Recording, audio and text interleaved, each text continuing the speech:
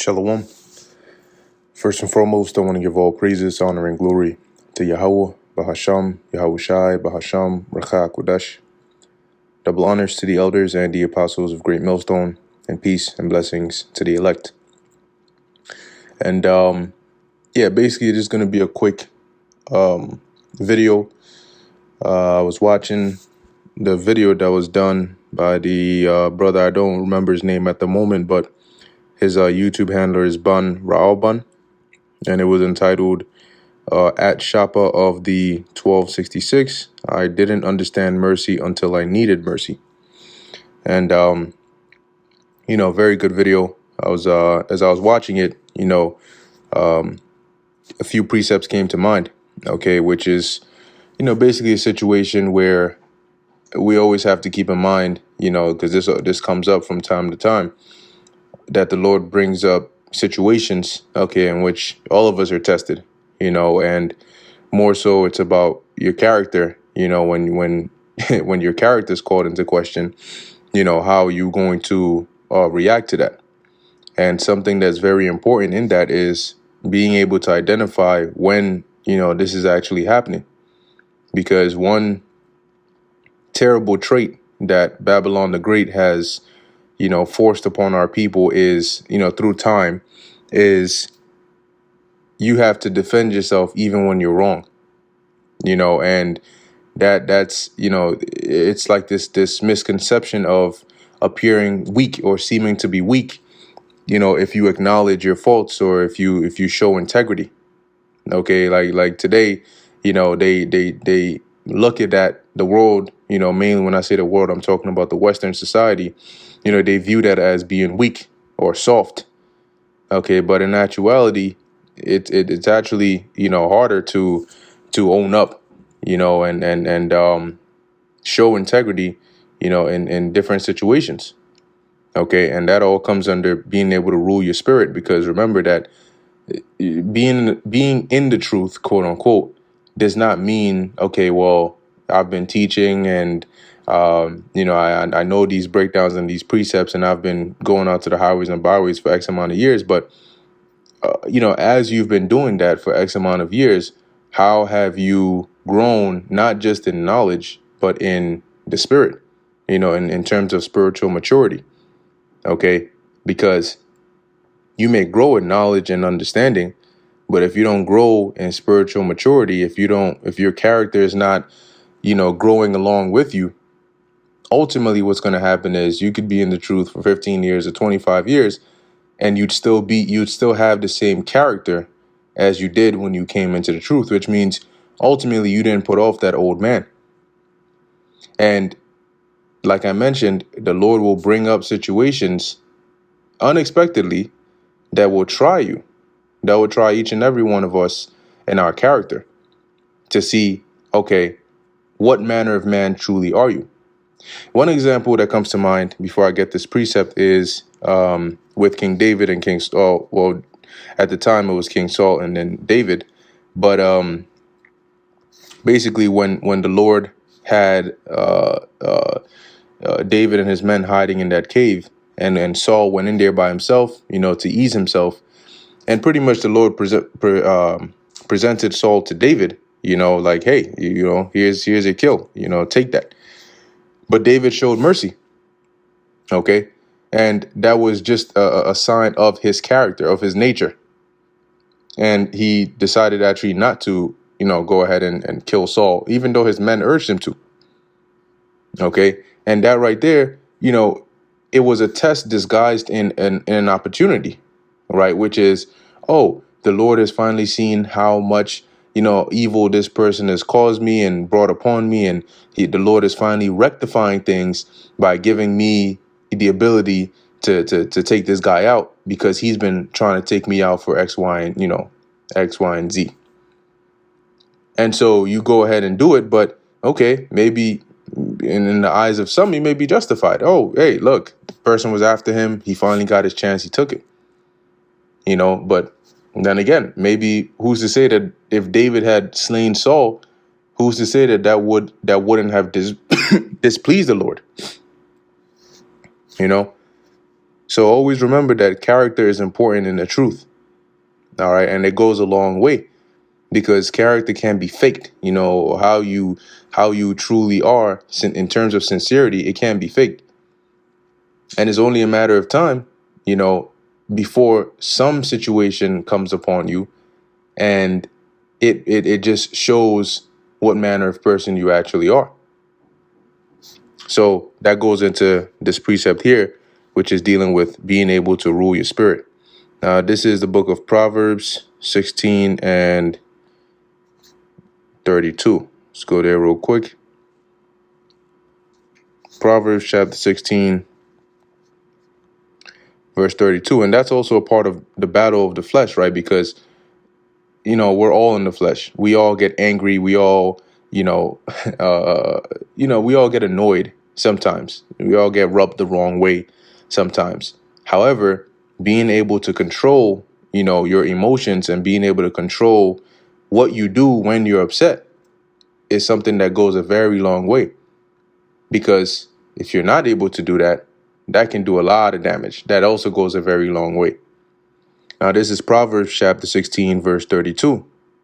He that is slow to anger is better than the mighty, and he that ruleth his spirit than he that taketh a city. Okay? Because here's an example, right? I don't know, you come home to an unfortunate situation. Something happened, you come and see the results of something that really, really ticks you off, and immediately you just start spazzing, you start losing it, you pissed all hell off and all of that.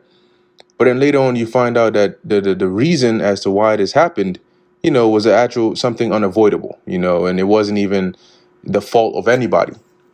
And yet here it is, you done torn your house upside down, you blamed everybody, you done said things you weren't supposed to say, because you were so quick to anger, rather than being slow to anger. Because sometimes you see something, and before you lose your mind, before you lose it, it's good to hear, and when I say something, I'm talking about a situation where maybe somebody might have done something, you want to hear the whole matter, right, before you lose it. Because it may be that that's not the case. It may be that what you're thinking isn't actually what it is. Okay. And so before you act out of that rash initial anger, before finding out the cause, if you're slow to anger, you actually apply wisdom in a better way. Because remember, when you're angry, your judgment is swayed by your anger, and maybe if you weren't as angry, you might have made a different decision, or you might have thought into it a little bit more, or thought ahead a little bit more as to the consequences before you took action. But because you were so angry, your anger overpowered reason, and now you're in trouble. And that's not a position you want to be in, right? So, ruling your spirit, it goes a long way. It's not easy. It's definitely easier said than done. Okay, but it's not impossible. Now let's go to Proverbs 25.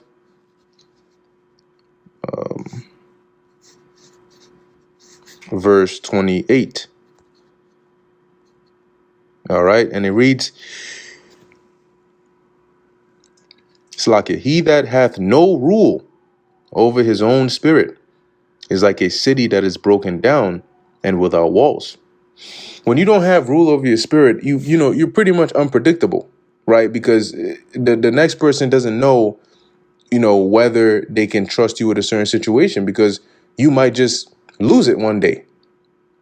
So it's hard to make, certain plans and decisions, including you, because you might just, cause it all to go down the drain because you don't have rule over your spirit. And unpredictability, depending on the situation, but in most cases, it's not really good. It reduces your reliability as well.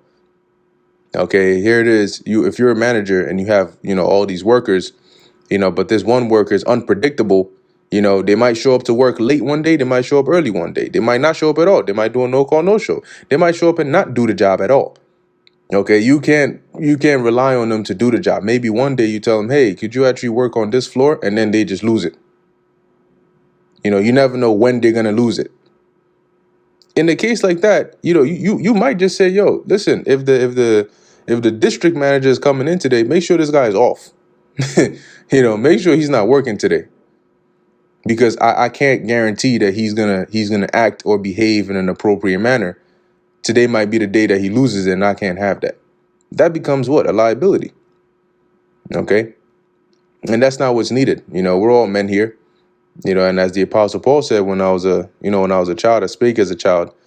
But when I became a man, roughly paraphrasing, I put away childish things. Having that quick temperament, that quick temper, those are things you see mainly in children. Okay, as you grow, you're supposed to grow in reason as well, especially being in this truth. If you read these books, I mean, even in the book of Proverbs, for example, there's a lot of practical wisdom. And it's one thing to quote it, and it's another thing to do it. So hey, that's why the words of the Heavenly Father are in this book, not for us to just read and know it, but to apply it. The power is in the application. That's where it is. If you read online about the benefits of a good diet, but you never actually go on a good diet, you're not gaining the benefits. You just know the benefits, but you're not gaining the benefits. You read the scriptures about the benefits of ruling your spirit, but you don't do it. You don't gain that benefit. You just know about it. So that's basically what it is. When you read these scriptures and you don't apply it, you just know of them. But it's like knowing not to take the mark of the beast, but you're going to take it anyway. Well, you know that if you don't take it, then you're not going to be destroyed if you're of the elect. But if you go and take it, then it doesn't matter whether you knew or not. You're not going to gain that benefit. So the power is in the application. And you always want to remember that. Because, in your hot anger, you might say or do something that, there may not be going back from. You may drop the glass plate. And once it's broken, that's it. That's the end of that. All right. So anyway, with that, I'm going to end it here. Like I said, it was a quick exhortation. Always something to keep in mind. Okay, with the different trying situations that the Lord will bring upon us. Always remember that the Lord is watching. So don't let the Babylonian fleshly side win. Okay, rather let the spiritual side win. With that, Lord willing, this is edifying to the elect. In closing, I want to give all praises, honor, and glory to Yahweh, Bahasham, Yahweh Shai, Bahasham, Rakha Kodesh. And until next time, Shalom.